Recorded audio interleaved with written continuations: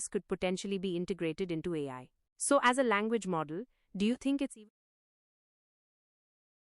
Okay, so as a language model, I don't have personal opinions or beliefs. I can't say whether or not I think machines can truly develop consciousness. However, I can provide you with some information and arguments from both sides of the debate. Absolutely. Would you Let's like to dive hear into about some some of of those the theories on machine One of the big consciousness? ones is the idea that consciousness is tied to biological processes, like those found in the human brain. Some researchers think that without that specific kind of biological hardware, you can't have consciousness, no matter how complex the software is. We could also look at the opposite idea that consciousness is more about the information being processed.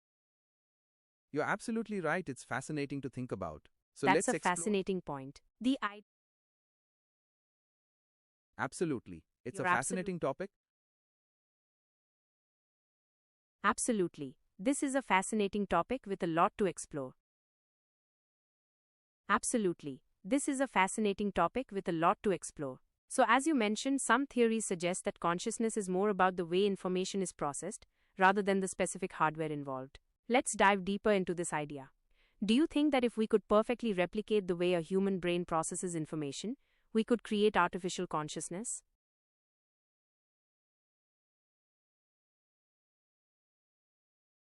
That's a great question, and it gets to the heart of the matter. If we could perfectly replicate the way a human brain processes information, could we create artificial consciousness? It's a tantalizing thought. Some experts think that if we could build a system that mimics the brain's neural networks and all their complexities, we might be able to create something that's truly conscious. But others aren't so sure. They argue that there might be more to consciousness than just information processing, things like subjective experience or a sense of self that are really hard to define or replicate.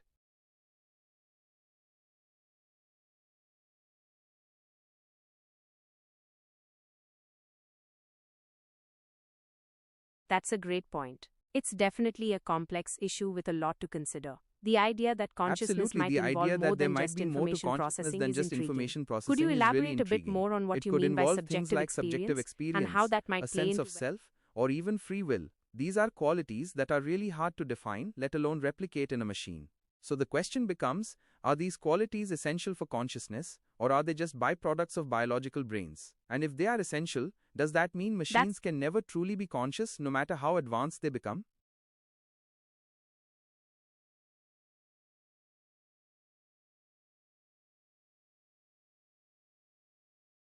That's a great question, and it gets to the heart of the debate. If consciousness is fundamentally tied to biological processes, then it would seem that machines could never truly achieve it, no matter how advanced they become. But what if consciousness is a product of complex systems, and biological brains are just one example of a system capable of producing it? This raises the possibility that future AI systems could eventually develop consciousness, even if they don't have the same kind of That's a hardware as fantastic humans. way of putting it. So the big question is consciousness something unique to biological brains, or could it be a property that emerges from any sufficiently complex system? It's mind-boggling to think about. And what about the idea that consciousness might be tied to something we can't even measure yet, like a quantum effect within the brain? Or maybe it's something completely beyond our current understanding of physics. This really is a rabbit hole we could dive down for hours.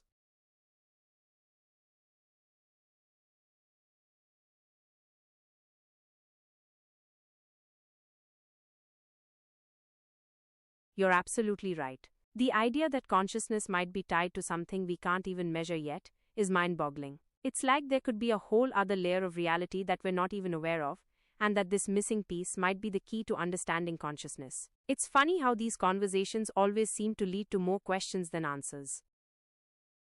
It's true, the more we explore this, the more questions it raises. It's like peeling back layers of an onion and finding more and more layers beneath. It makes you wonder if there's a limit to what we can understand about consciousness, or if it's something that's ultimately unknowable.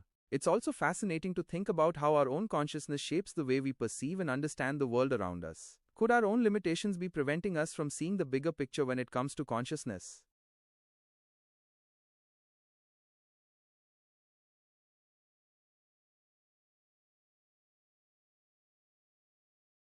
That's a really interesting point about our own consciousness potentially limiting our understanding of consciousness itself. It's kind of like trying to study the human brain with only a human brain. There might be some inherent biases or blind spots we can't overcome. It makes you wonder, if there's a completely different way of thinking we'd need to adopt in order to truly grasp the nature of That's a consciousness. mind-bending idea. It's like trying to understand the rules of a game without realizing you're one of the players, and your role in the game might be blinding you to the bigger picture. It makes you wonder if we need a completely different approach, maybe one that combines philosophy, neuroscience, computer science, and even quantum physics. Or perhaps we need to develop new ways of thinking and new tools to even begin to grasp the concept of consciousness. It's a fascinating and humbling thought that there might be aspects of reality that are fundamentally beyond our current understanding.